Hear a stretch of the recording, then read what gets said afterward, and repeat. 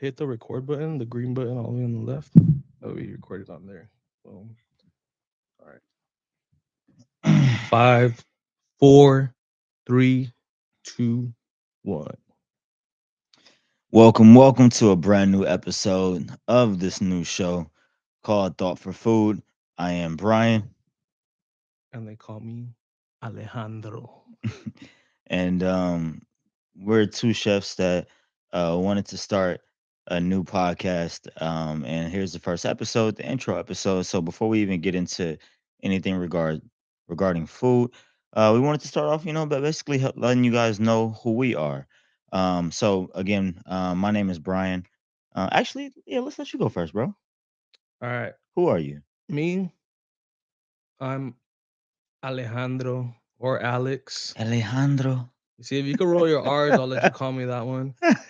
But most people call me Alex. I'm just the guy that's there a lot of times that I'm able to sneak my way into certain little kitchens, certain circles, and be around the right people.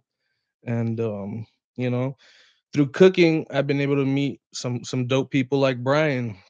And see, like I've been cooking for about 10 years, but I do other stuff, and that's why Brian and I feel get along because he does other things too. He's a big sneakerhead, military veteran, and overall, I think we both got some cool stories that we could share with you guys. Yeah, yeah, yeah. So yeah, we kind 100%. of both had like an idea for a podcast and came together. So that's kind of where we're at. And I'll let Brian introduce himself now. Yeah, so I am Brian. And like he said, I'm a military veteran. I'm also a sneakerhead. I love sneakers. I have a passion for sneakers.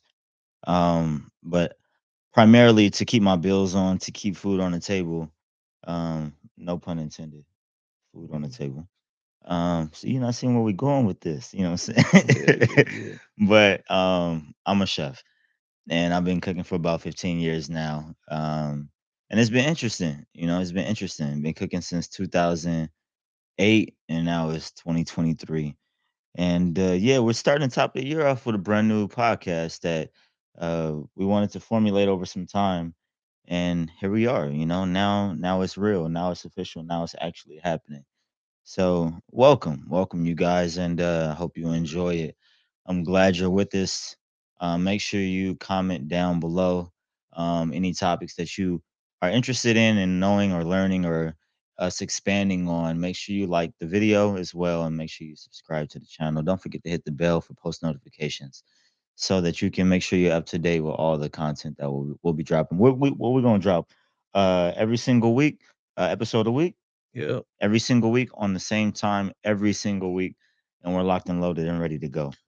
Yeah. So just to touch on that, this is a work in progress. We're trying to, really make it as professional as possible. And for sure we'll work off the feedback. I think our goal for this show is to be able to bring something to anybody that's interested in cooking or just wants to know what goes on behind the scenes, and just to show that cooks we're not just like robots in the kitchen. We got other stuff too and other perspectives, and you gain a lot of perspective by being in the kitchen. So Yeah, we're gonna try and do like a Super Bowl episode. And Brian, at the moment, I think you're vegan.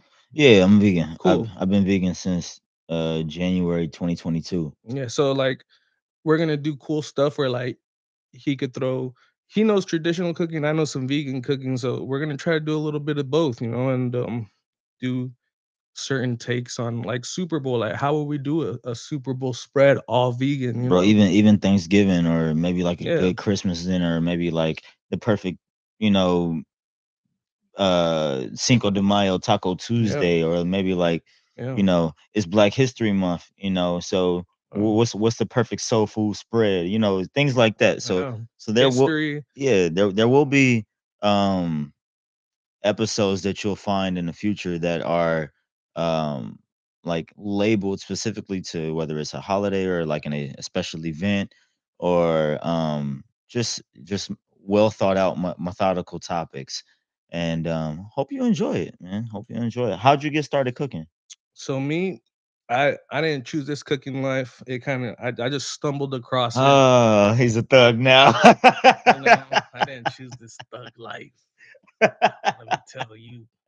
I didn't choose this thug Nah, but life. you know, I'm gonna kind of just a lot of people just end up in this coincidentally or accidentally or whatever it is, but it's all part of the bigger picture and God's plan, you know. I was just, you know, I didn't really know what I wanted to do, to be honest with you. I Mm, was just, you know, I just had like an older mentor that I was a coworker. He told me, man, you got to go to school for something. You can't just be doing this forever. mm. I was like, Did you go to school all for right. cooking? So then I just went to a community college, and I was just like, all right, let me just try this out. I kind of enjoyed the process of going to school, and they had a good culinary program in that college.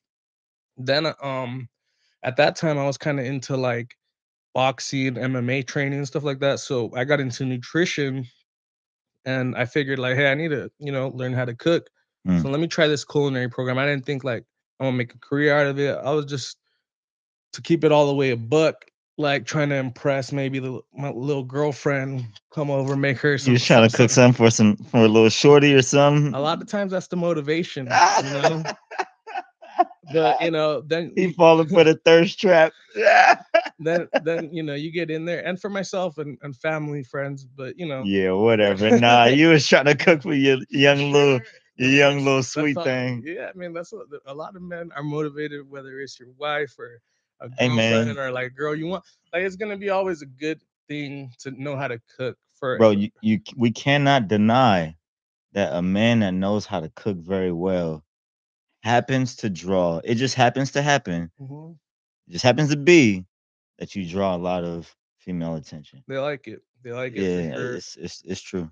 It's a humble job too. Like, you know, there's like confidence that goes into it, but then Mhm. you're also modest, and you always have to work your way up from the bottom. So, you know, jumping into culinary school, it's very competitive. There's people that since they were 3 years old, like, oh, I've been watching Food Network my whole life. This is what I've been Right. wanting. And I'm just in here like, Those are the ones that's dedicated. and I'm just like, yo, I'm just in here to learn how to cook. That's it.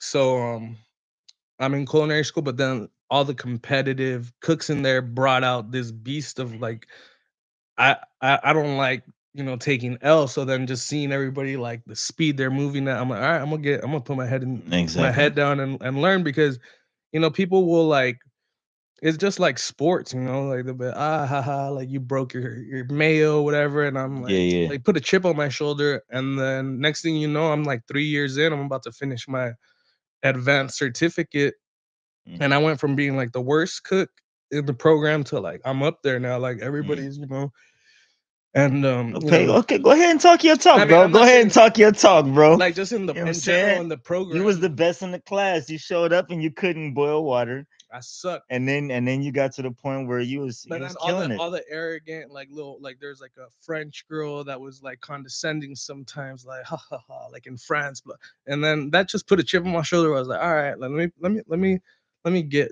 good enough to like be able to do my thing too. Yeah. And then you know, um, growing up being in sports, you grow up kind of with like that.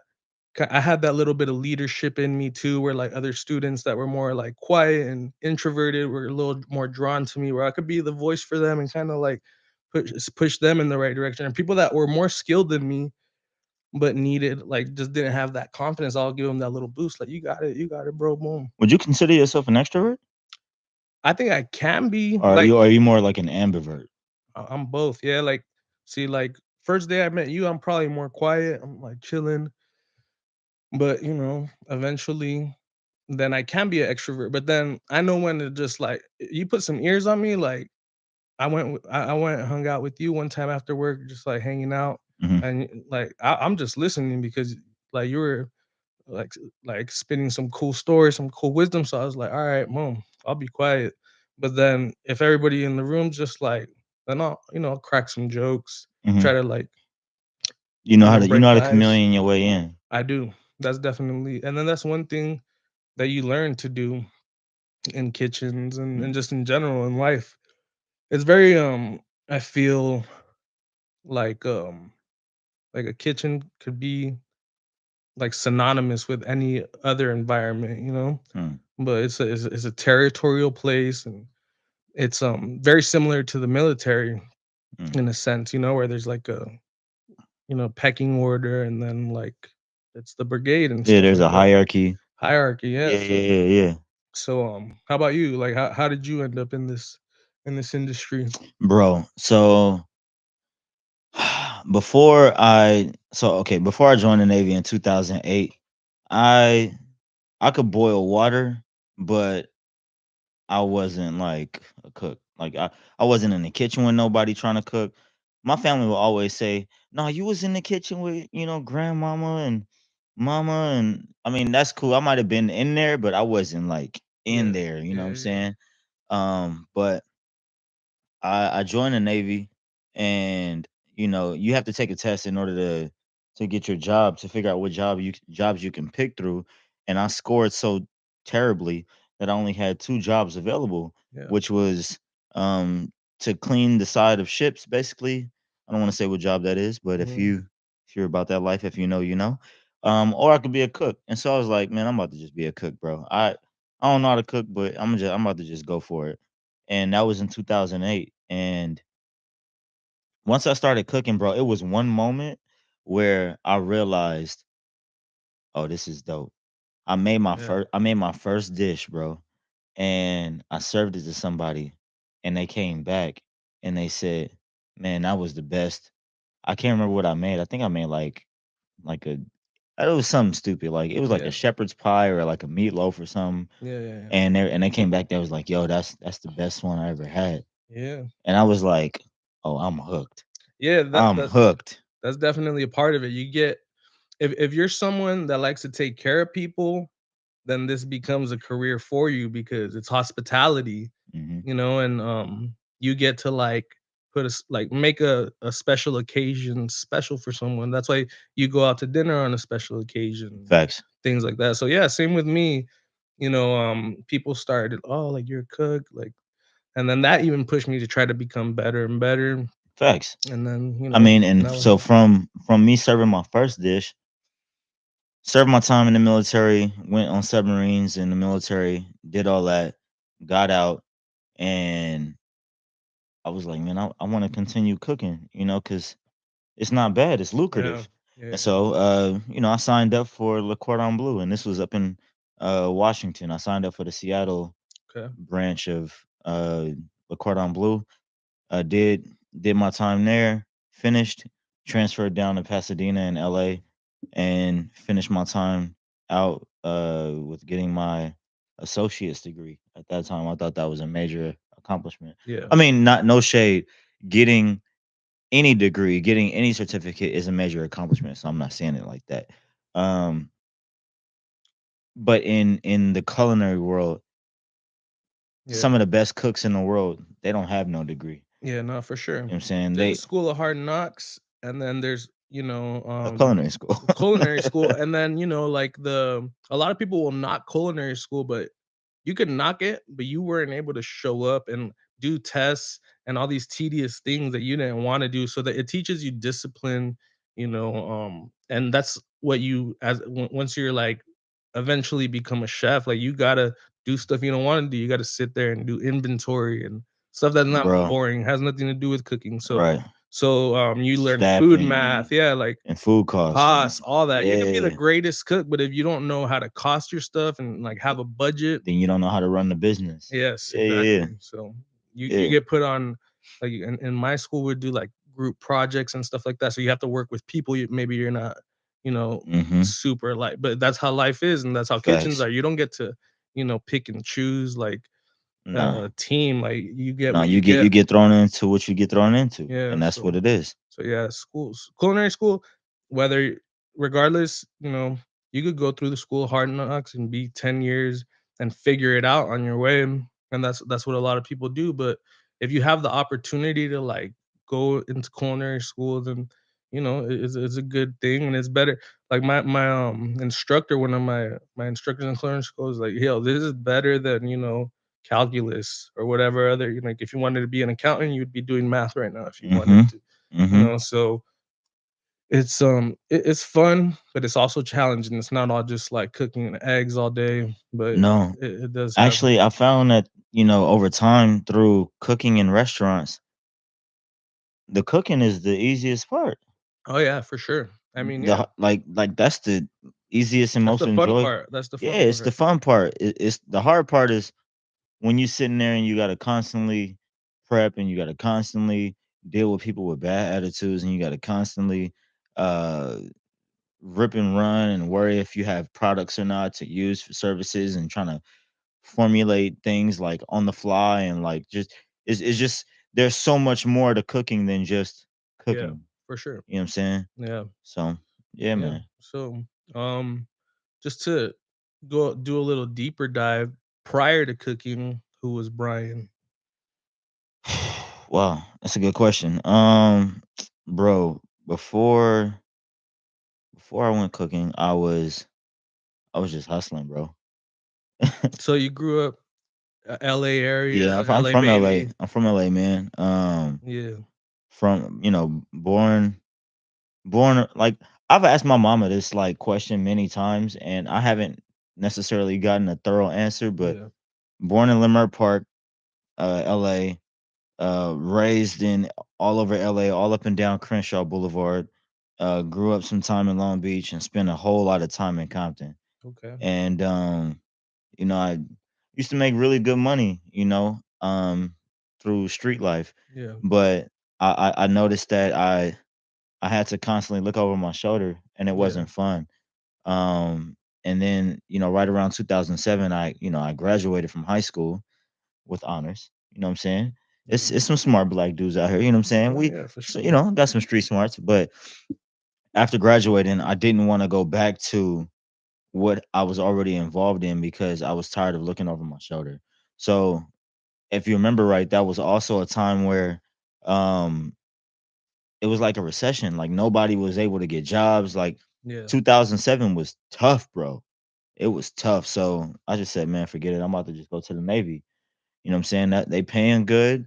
I ain't got to pay for much of nothing. yeah, Pretty much everything is free. And I get to travel the world. Like I'm with it. You know what I'm yeah, saying? yeah, I get to get out of Compton. I get to get out of LA. I get to, just get away from street life and I'm able to go and see other yeah, cultures, countries, and places I've never seen and experienced. yeah. You know what That's I'm cool, saying? man. That's What cool. about you? Before cooking, Before cooking, like first of all, how long have you been cooking? probably now about 10 years. 9, 10 years. 10 years. Yeah, So 10 years ago and back, 10 years what was ago you and doing? back. Like, so I was just kind of like a knucklehead in high school. Well, before high school, just you know, I'm like the kind of in school. I would say some people would say, "Oh, like he's a class clown type deal." Like I didn't like sitting there and doing homework. I was smart kid though.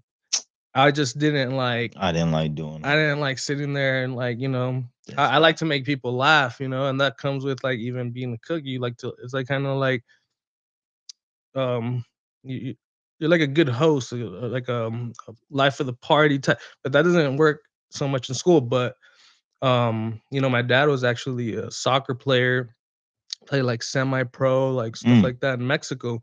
mm. So I was all he always put me in sports, Are and you full? Are you full blood Italian? I mean, I'm full blood Mexican, yeah, Mexican. full blood Mexican. I got some like other roots like Spanish, a little French in there, but Mexico, Ooh, Mexico okay. for sure. Like, cause people like see Mexico is kind of just like very similar to America. Like you can see like we're American, but like if you really like go back and like a couple generations, like my grandfather's dad was like Spanish, and then like my mom's grandfather too, like his dad was Spanish. So then like my dad's mom was half Arab. Like some Arab dude moved to Mexico and then, so like I have like Middle Eastern too. But yeah, I mean, regardless though, I grew up going to Mexico a lot. I'm like, I was over there a lot. So When did you come out to the U.S.? I was born here, went back at like 3 years old, and then stayed there for a bit, came back, started kindergarten up to sixth grade, then went back. 6th grade, all the way Sheesh. through high school. Bro, you was Like traveling. middle school, I was back in Mexico, just not doing a damn thing in school. I was just like, out there just doing whatever, like hanging out with all the little bad kids out there. And then I came back, started high school, but like I basically skipped 6th, 7th, 8th grade. Like I didn't learn So you didn't anything. go to no middle school? I did in Mexico, but I was ditching a lot. Like I wasn't Oh, you learning didn't do nothing. nothing, Like bro. school's hard in Mexico, to be honest. But I still was able to jump into high school and through sports. Like my soccer, I played soccer mainly. So in high school, I played soccer. My soccer coach would just like help me pass. Like however, like he would do my homework for me. Like Your I soccer coach did your homework? yeah. Yo, that's wild, Yeah, bro. yeah, yeah. That's He would make wild. sure I was in as many of his classes as possible so he could pass me so I could be eligible to play. And at That's 2 high crazy. schools, so I was able to Yo, you graduate. was a young cheat, bro. I was though, but I really didn't care about graduating. It was just like I like playing soccer, and my dad was on my ass for sure. Like you better graduate, boom, boom. And then I did graduate. So I was just kind of a knucklehead, like would get into fights and stuff like that in high school over dumb stuff. Then I got into I started DJing like towards like senior year of high school, and I was DJing for like couple years. So like 18, 19. Being a DJ is like a weird recipe for like not wanting to do anything productive. You was making good money? It was all right, like for an 18-year-old, 300, $400 in one night is cool. That's cool, man.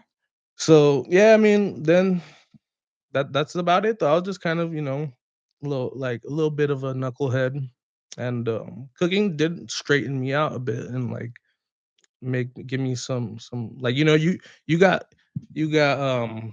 good influences if you're around good chefs. So like Yeah. that's another thing too that people need to understand is like your chef becomes your mentor as soon as you walk into his kitchen. You have to like go by this and they'll drop game on you, knowledge, like things that don't Mhm. have anything to do with cooking, just about being a good person overall. Like the chef that we worked with together, he would do a lineup which is right before service, just like quick little meeting. Mhm. He'll tell us about like, hey, if you guys are dealing with anything outside of here, come talk to me. Like, don't go towards alcohol and drugs and stuff like that, which I thought was cool. Like Mhm. a certain, like I was like, nah, I might have to go talk to him about it, but Yeah, he was real, he bro. was a real He one. was real. He was real. Wow. Hopefully we could get him on the podcast too. That'd be dope. Yeah, Get man. his story. Yeah, man. Cause he got an interesting story, bro. Yeah. Anyway, we'll say that for another day. Yeah. But how did we meet, bro? Like from your perspective, how did we meet? So, um, you know, at this point of my like last year, I was doing other stuff like getting back into DJing, but in a more formal way, doing weddings and stuff like that. Mhm. And but that's inconsistent. So I still that's what's cool about cooking, and that's why I went through all the way and got my advanced degree in it. Mhm. Is so I was like, I always have this in my back pocket. So even if I don't plan on becoming a chef, being in like it's always something I could fall back on. Yeah, you got something. So I like started doing, like you're like a free agent and you're just able to like work wherever help is needed. So you're kind of like an independent contractor. And I went and worked at Independent contractor slash freelance yeah, chef kind of freelance. thing. Yeah. So you go wherever your help is needed. And Word. I ended up in a restaurant where he was working. And my first date, they had him train me, show me like, just kind of like the the first station that I was gonna work. He trained me, and yeah, I mean, I was just like, I just thought, like, some people will train you, and you're like, all right, like this guy's cool, whatever. But he stood out to me just because he's good at communicating and like really like set me up for success. So I was just like, all right, cool. And then we'll run into each other outside a lot, like just have quick little chats and stuff. Mhm. And like I could just see you kind of like minded in a sense. And then a couple times afterward, we just had some cool conversations about stuff. And then yeah, so that's how I would describe it. But I thought it was cool, like just like your character was good, and I could tell, it kind of takes one to know when, like, aside from cooking, like I know you got other stuff, and like Hmm. you're into sneakers and stuff like that. So I just thought you were interesting and was kind of drawn to you and like always interested in what you had to say. So that's kind of how we met. Word. Word. Yeah, Okay. I feel that. yeah, And we've been vibing ever since. yeah. And You know what I'm then saying? We've been vibing ever since. And here, look at us. Here we yeah, are. yeah, I'm saying recording a podcast. yeah, Yeah, man. yeah. So eventually, you were leaving that restaurant, and I overheard him tell one of the people, like, "What are you gonna do now, man? You're quitting?" Like, "Yeah, I'm gonna do. I think I'm gonna do podcasting." And I just overheard that, and then after work, we talked about it. I said, "Hey, I'm interested in that too. Let's do it. Let's run Mm. it up." And then we've been like kind of brainstorming and coming up with this concept. And Having meetings after meetings a lot of meetings after like this meetings. stuff's not easy, it takes a Nah, lot of work. But what um what Brian is definitely good at, he's very articulate, very good at talking. So I knew he'd be good at this. I'm I'm good with from my DJ background. I know how to put all the cables together. I struggle with that too, but you know, I thought that we could for sure contribute for, up and coming cooks or people that just like the stories. People watch food shows all the time and you don't get the real raw uncut. You get a very bro. generic. Let's talk about. Okay, Yeah. let's talk about this real quick. Yeah. When normal average people watch, yo, let me get a Sprite too, bro. Yeah, man.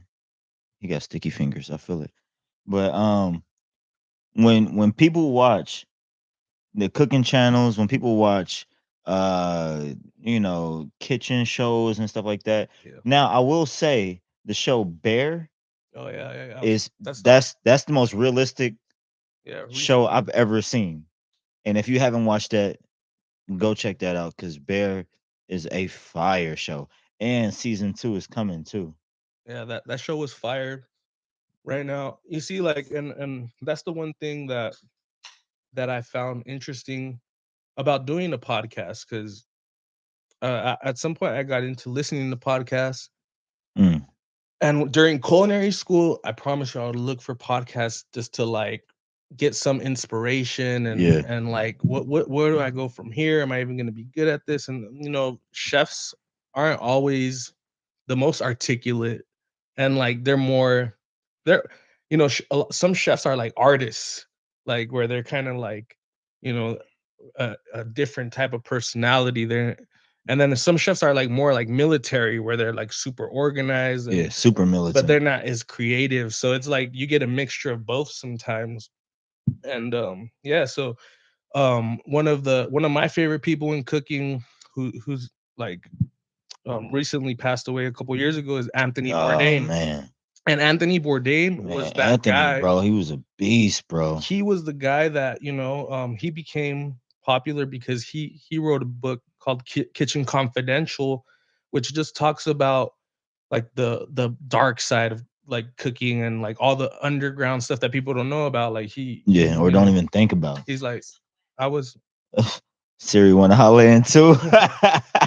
but yeah. So Anthony Bourdain in his book, and I read his book, he talks about, just being in New York and kind of finessing his way into being an executive chef when he graduated from the Mm, Culinary Institute of America. He's yeah, like, I'll just talk to these restaurant owners that needed a chef and just like kind of lie my way into the role and just kind of faked it till I made it. Then I got addicted to heroin. I'm doing heroin and bro, coke he every goes into day. the dark. He has a book too, right? Yeah, yeah, About yeah. that? Yeah, Kitchen Yeah. Confidential. Yeah, So yeah, yeah.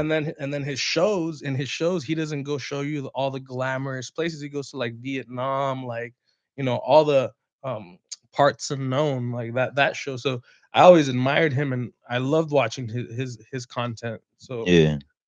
you know, um But what I was trying to jump yeah. back in, I don't mean to cut Yeah, you no, off. no, go ahead. What I was trying to jump back into was basically saying the shows that people watch isn't a clear depiction of real kitchens like It's not. today.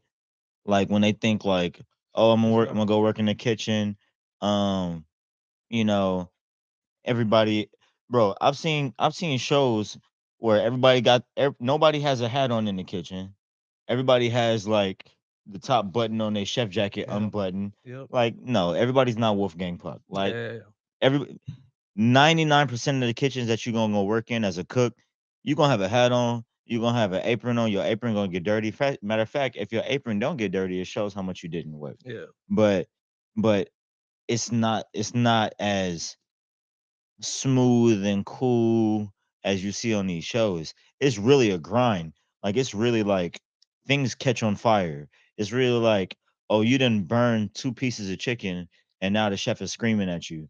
And now you got to go in the back of the kitchen and you got to carve out some more chicken. Yeah. Like, it's things like that that you won't catch on a show that actually happen in real life in professional kitchens. And so that's what one of the beauties of this podcast is having the opportunity to expose you guys, expose the viewers, expose people that may not even have, the opportunity to be into professional kitchens to how that life is actually like. Yeah. You know what I'm saying? And also for the people that, ended up going in a different direction but always loved cooking, because there's a lot of people like that as well. You could live vicariously through us and Are know. you talking about the home cooks? I'm talking about the home cooks that became lawyers, Yeah, doctors, yeah, yeah, like yeah, yeah, nurses, yeah. like my mom's always been like, "Yo, you should be a nurse." Like always and I'm like, "Dude, that's not me." Your mom told you to be a nurse? She's yeah, because women are more like safety, There's safety in that. Cooking it's hard, and I'm like, yo, I love being in the kitchen. It's like a pirate ship. Like being in the kitchen is like is with this weird asylum of like just different personalities, but everybody has a role. Yeah, It's very similar to a pirate ship. Where like yeah, this guy's in charge of the cannons, you in charge of the sails over there, and yeah. everybody's important. And then there's that captain, which is the chef, orchestrating everything Putting everything and together. putting Yeah, everything yeah, yeah. together. So yeah, I love being in the kitchen. I'm glad I ended up in this place, and you know, um, the sky's the limit too with this. So it's a good career. I mean, Okay. What um what are one of the biggest drawbacks you have from your culinary experience? Like, what's one of the things where you're like, man, if I can go back, I would do this differently. If I can go back, I would uh try this instead of doing this. I would, maybe go to this restaurant, or maybe yeah, not go to culinary school, or maybe go to culinary school and then work in this restaurant. Like, yeah, what's yeah. what's one thing you'll change if you can go back in time about specifically the culinary industry in your life? I mean, I think that the way it played out, it would have played out the same regardless, Mm. whether I would have done things a little bit differently or not. But I would have, you know, that's a tough one. But let me think. I would probably just during culinary school, some of the tedious things I avoided doing, like reading, for example, I would have read. But then later on, I ended up like a lot of stuff would just go because it's a lot of information to absorb. Like, and it's very general because it's catered to like a class of 150 people. But, stuff would go over over my head, and it's, like, a lot of French. I wish look, I'll go and say I wish I would've been taking French while I was in school. So you can understand the terms and everything. Yeah, because Facts. it's all French, right? And then I ended up doing an externship in Spain, but if I would've learned French and gone to France, that would've been dope too, but That would have been crazy. really, like, That would have been you know, crazy. I may not have even met you if you would have did that. yeah, you see, like I'll be probably in France right now. You never know. I'll be having a whole ass family and friends. Like who Yeah, knows? yeah. Because that's how it goes for some people. But Yeah. I mean, it's trial and error. I feel like, and the way it played out is the way it played out. And I wasn't maybe meant to be that. I was meant to be here. Like Hmm. doing this, and this might have more reach, more influence on people. Hmm. And we still got a ways to go. Is more um it's like now we like you I'll say the time that I've spent, it's like kind of like I feel like I got the system down, the infrastructure, the terminology. I could tell when someone knows what they're talking about and doing. And then now it's like where do we go from here? You know, like there's different ways you could go, but I like this. I've always liked, doing content and stuff like that. Mhm. And we are definitely gonna do some pop-ups too, and we're gonna Facts. conceptualize those pop-ups here. Facts. So yeah, man, I'm glad I'm here, and um regardless of whatever. What about you? What would you have done? What do you think you would have done differently? To be honest, bro, I think I probably wouldn't have gone to culinary school. Yeah, I don't think I would have went to culinary school. I think if I would have went straight into the restaurant industry, like out of high school, went straight to a fine dining restaurant yeah, and asked if I can like peel potatoes and carrots or like, yeah, dish, do a dishwasher or job or something like that, I probably would have I probably would have enjoyed it a little bit more maybe. because I Yeah, definitely would have saved, basically 100 grand yeah, of culinary money, and just trying to learn what I would have learned anyway in the restaurant that I would have been in. Like if I would have graduated high school in Long Beach, California, and then went straight to the bazaar and said, "Hey, can I have a job as a dishwasher or, you know, the guy in the back that peels potatoes or prep cook, anything like a basic standard person, like whoever, it doesn't matter. I'll just take a job and then work my way up." I probably would have learned a lot more faster yeah, because I'm actually doing it and getting paid to do it. But I also think on the flip side, to play angel's advocate, mhm, I probably wouldn't have been bouncing around to different places and having different experience in different restaurants either. yeah. So it's kind of like it's basically like It's a whatever wobbler. I whatever mean, side of the coin you on, yeah, it's pros and that's what cons. that's what I'm saying. Like, it's easy for you to say that, but if like right now I could do that Men in Black thing where they just delete. If I would be Yeah, like, yeah. ah, You let me press you delete, press the button and let me press, yeah. let me delete everything you like Yo, read out I go before. look real quick. Sidebar. That was one of the trashiest little effects that Yeah, ever hit the cinema film, bro. yeah, that shit. That was I ain't trash. gonna lie. When I was so young when that came out, I was like, That "Wow, was where did it fly, get me? bro. That What the was fuck?" fly when we came out.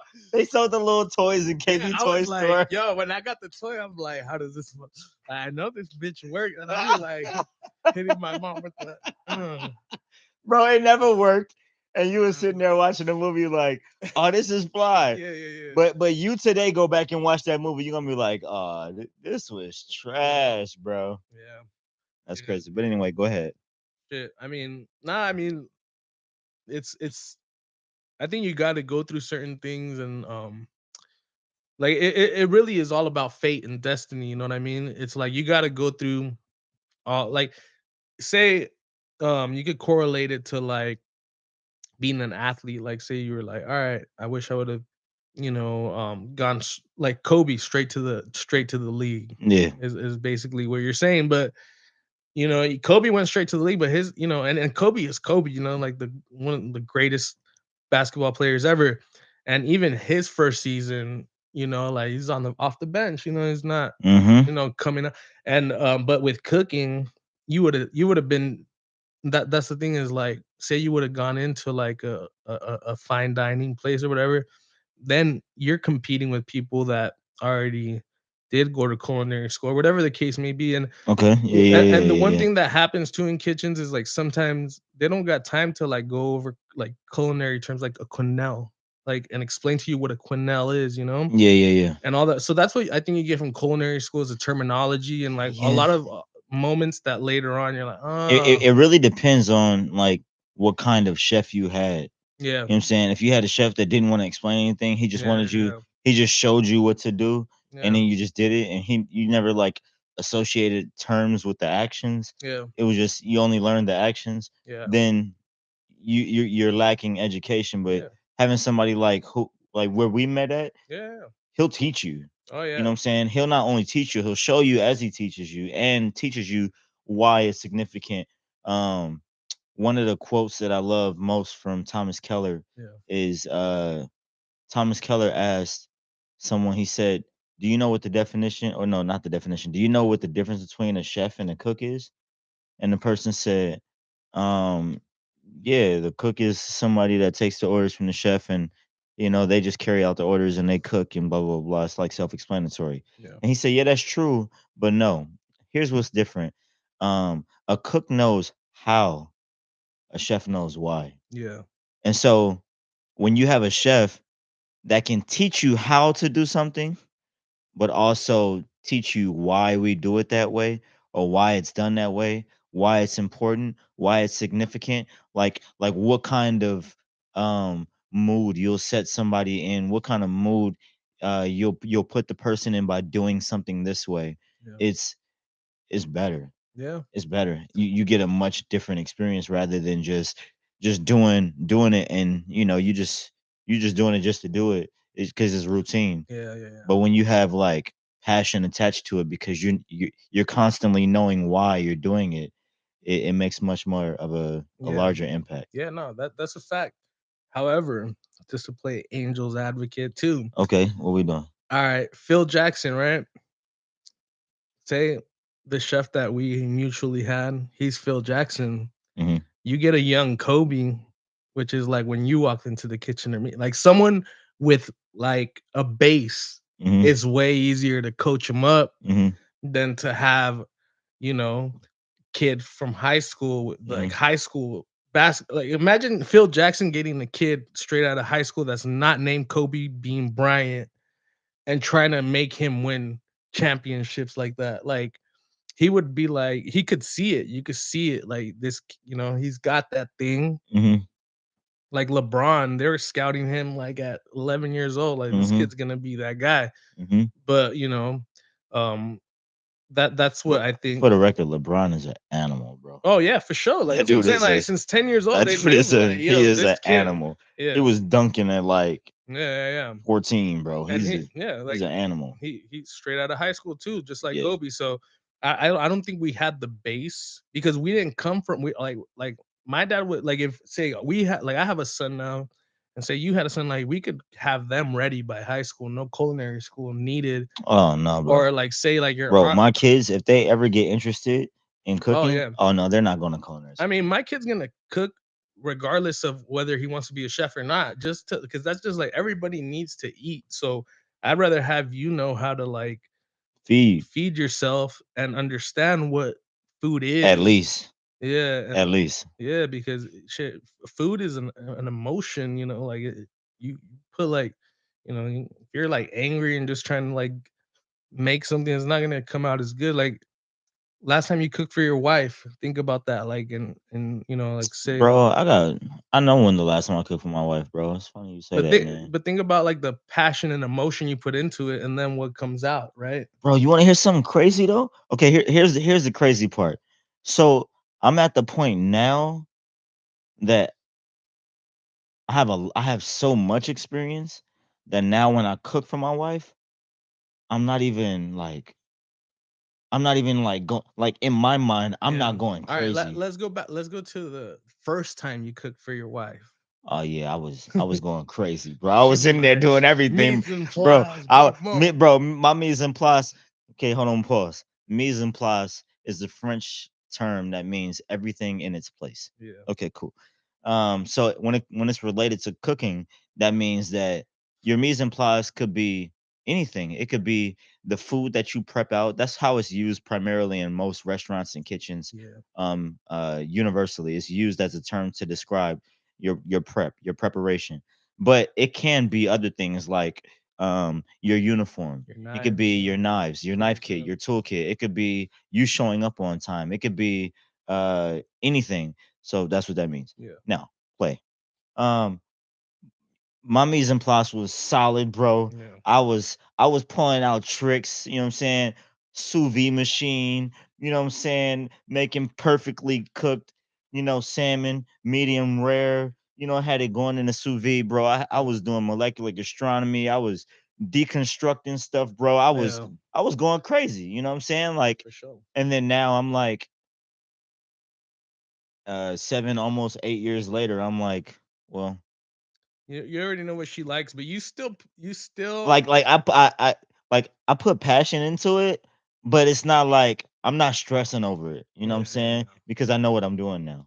Yeah, no, I feel that. I feel that. But you still care though, right? Nah, I cared. And you Well, still you get in trying to there. make me seem like I didn't No, care? no, no, no. Okay, I'm just all right, saying, yeah, yeah. like it's like no matter what, if you're feeding somebody, like You you're care about putting, them you to an or extent. you don't care so much that you're just being like, here's some like cereal milk. You give me some stale cereal, whatever it is. So like, that's what I'm saying. Like you could really see like people's emotions in their food, and chefs. There's chefs that have super intricate like molecular gastronomy things where you just see like a three little triangles on a plate.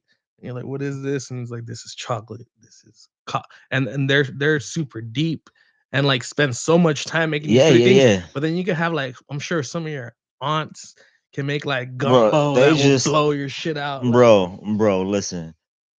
I went down to well, no, when I was in Seattle, I met this lady, mhm, and this lady, I think her name was Miss I think her name was Miss Annette. Miss Annette was from Louisiana, and I hope she's still alive. And if you're seeing this, I miss you. Hope to see you again, and hope all is well. shout out Annette. Um, but Annette was a old lady from Louisiana. She's from Baton Rouge, Louisiana, and she makes the best black gumbo, Yeah. bro. And when I say black gumbo, bro, I'm not talking about like, oh, it's made by black people and No, it's no. gumbo. It's No, like, I yeah. mean like she her roux alone. Pause. A roux is um basically a thickening agent that has the base of flour, but it's something that's used as a base To for, thicken up to like gravy thicken or something like that. most mother sauces. Um and so it typically consists of flour and some sort of fat. Butter, basically. Yeah, Yeah. butter or Most oil, or traditionally, yeah, yeah, it's butter. traditionally butter, Yeah. Yeah. but anyway, and that's another French term. That's what will make a soup thick, basically. Yeah. Yeah, a soup, Yeah. a sauce, a gravy.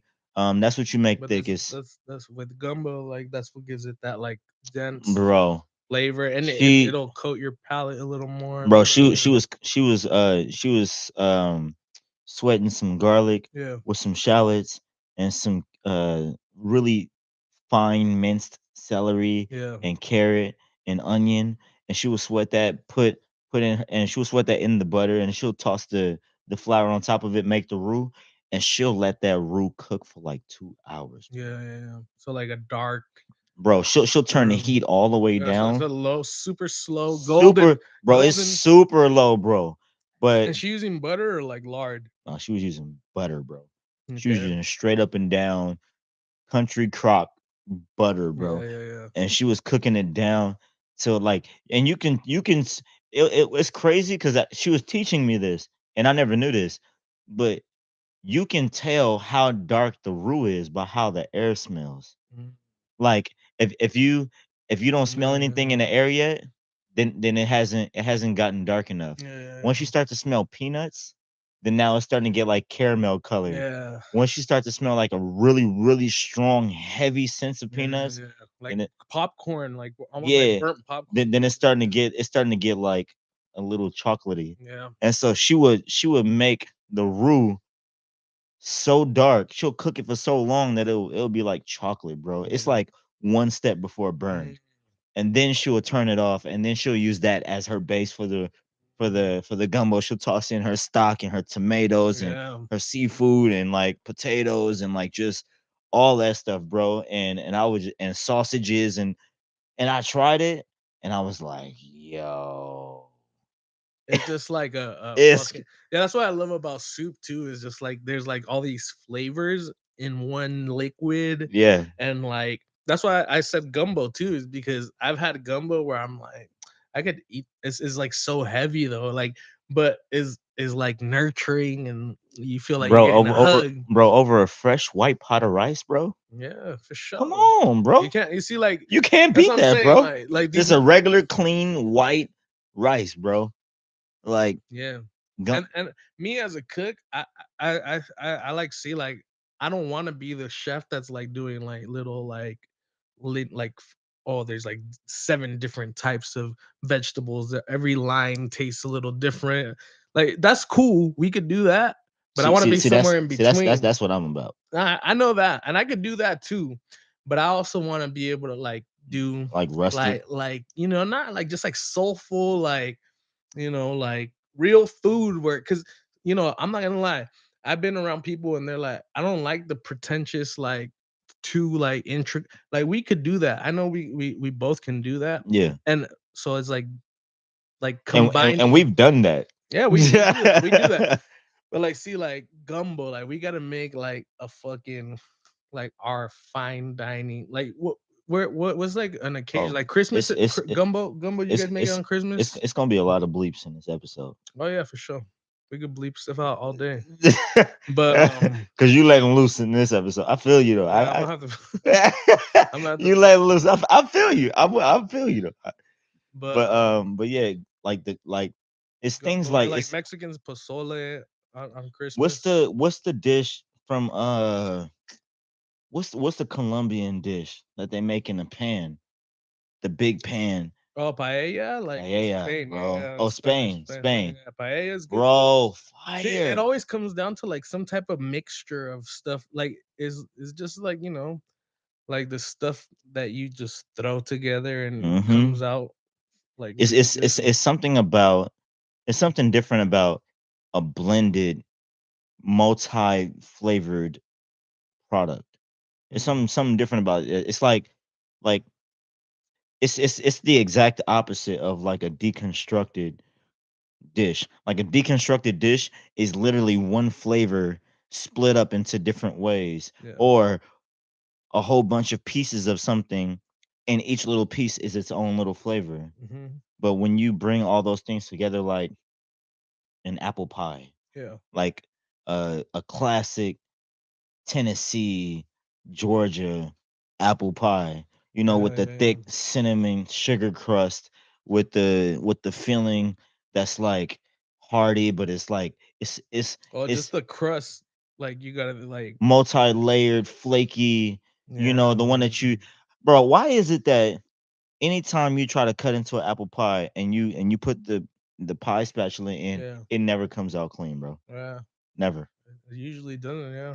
Never. Like there has never been one time in my life where I've tried to scoop a Yeah. piece of pie and it wasn't cold, cuz you can do it when it's When it's cold. cold, yeah, yeah, yeah. But when it's just room temperature or hot, when you try to scoop it out and it's just like I bleeding think all over the it's place. gravity because the apples are so heavy and dense. It's just like you're cooking down the apples essentially when you're cooking an apple pie. Right. And You then yeah, it's yeah, like yeah. the gravity and the heat is like all like pressing that bottom.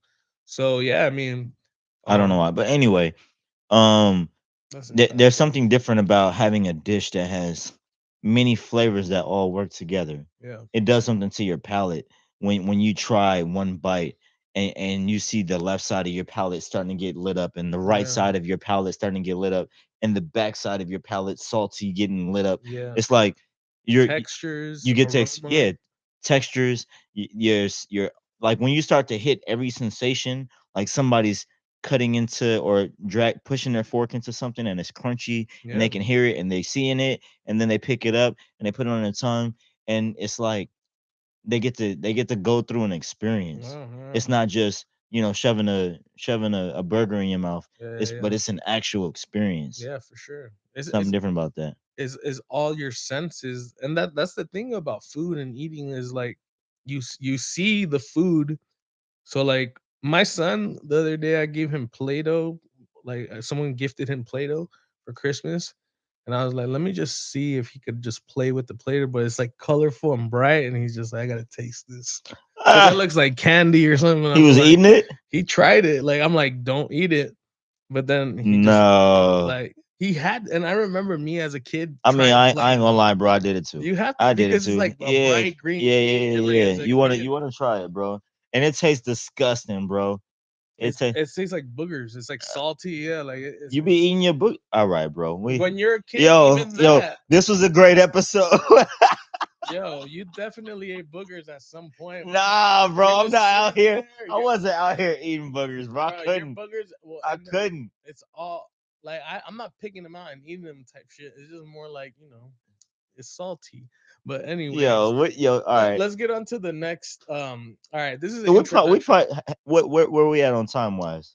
We're at 56 minutes. All right. We got a few more All minutes. right, so all right, let's just go into what our goal is for this program as it goes along, and um any other things like chef fashion is one of the things we're gonna get into, like knives, types of different types of steels that like go into like what type of knife it is, Yeah.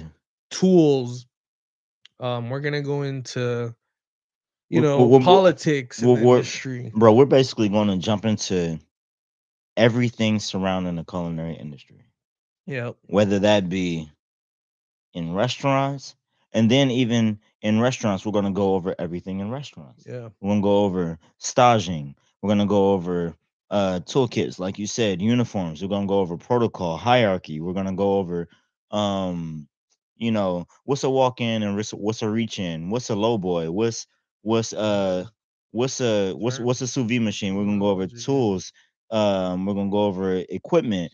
We'll go over everything in a restaurant. We're gonna Mhm. go over everything when it comes to chefs around the world Yeah. and what they're doing. Big news, and we'll call it what star of the week.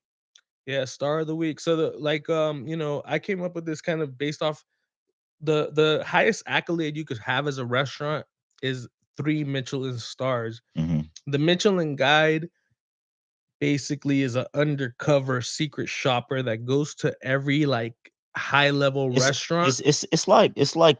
it's like the Grammys or the Oscars It's the Grammys, for but you don't know restaurants. when it's gonna Yeah, you happen. have no idea. So because they catch you off guard, like so that means your food has to be consistent. And top But notch all the yeah, time. so like if they hear about like, oh, there's this restaurant in San Diego, like it's considered like one of the best restaurants in Cal. So the Michelin representatives will go eat there, and you don't know they're gonna show up, and then they'll try things on the menu and whatnot. And this is nationwide. It's not just a Worldwide, California not thing. Yeah, no, nationwide. yeah, it is Worldwide. It's worldwide. world like California is barely like getting in there, like Yeah. but like in Europe and stuff. So like California, you got maybe a few like in San Francisco, which is high level, you got a couple Um 1 stars. the French Laundry, French Laundry, like um yeah, uh Vegas, what's Anthony, Robuchon. yeah, Robuchon. Then you go over to, like New York, and you go over to like Miami Yeah, yeah, or yeah. Chicago, you know what I'm saying? Yeah. There's places. There's places like here in San Diego, there's this place called Addison. There's places, but you know, when you go to a Michelin star place, it's like an experience. It's not you're But not how just would somebody know if they're going to a Michelin star place? there's a Michelin guide. It's a book literally that has like all the recommendations, and basically Michelin for most people is a tire company, and the way it started, I believe it's in France. These people are like, we're a tire company, but you use tires to travel. So it's like a travel guide to like hit up these places in France if you want good food when you're like driving across this like random little town in France. They got like some crazy They got the best of the best. like suckling pig that they've been cooking this way for 200 years or whatever the case may Or be. they got like the best foie gras, or Yeah, yeah, like yeah.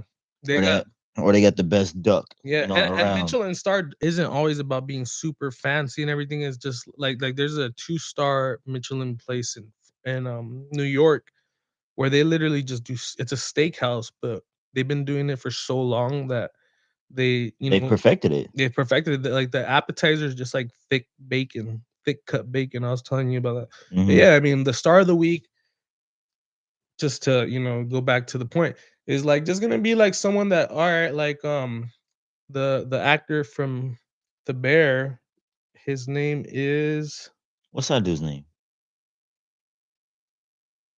he was Because he grab did, he did such a good job in he was Bear. good, and he went to a Michelin star place to learn the system. Yeah, he staged, right? He staged, Yeah, and he yeah, went in there with the mask, I believe, so that he was on the yeah. sneak He on the went with a mask on? well, I think it was Nah, during he went with a COVID. mask on? During COVID, I believe. Okay, okay. So I'll give him that. um like his name's like Michael something. Let me see. Jeremy Allen White. He won the Golden Globe for The Bear, like for Oh I yeah, think Jeremy Allen White. Jeremy Allen White. So he won a Golden Globe because his acting was on point, and that show resonated with people because, especially Cooks, bro, with Cooks, because it wasn't fake.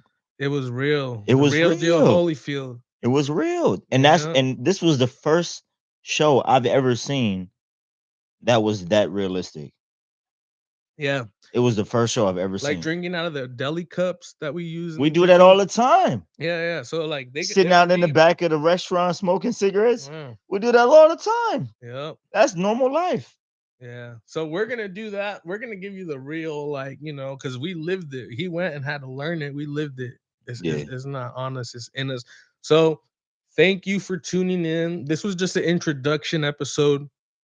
We're gonna give you more. We got a Super Bowl episode coming up. We're gonna, do some cooking tutorials, cooking vlogs. We're gonna go out to eat, Oh yeah. check out some It's places. gonna be a whole bunch of stuff that is just that we're just gonna dive into. Yes. Like we're going and we'll link down in this description our Instagram, our YouTube channel. So make sure you follow both. Make sure you hit the like button. Make sure you subscribe again. Yep. And hit the bell notifications as far as YouTube, so you can get the most updated content sent to you directly, so you'll stay in the loop. But we'll put all of our descriptive information into the description so that everybody be able to follow all of our socials and whatnot. Blah blah blah blah.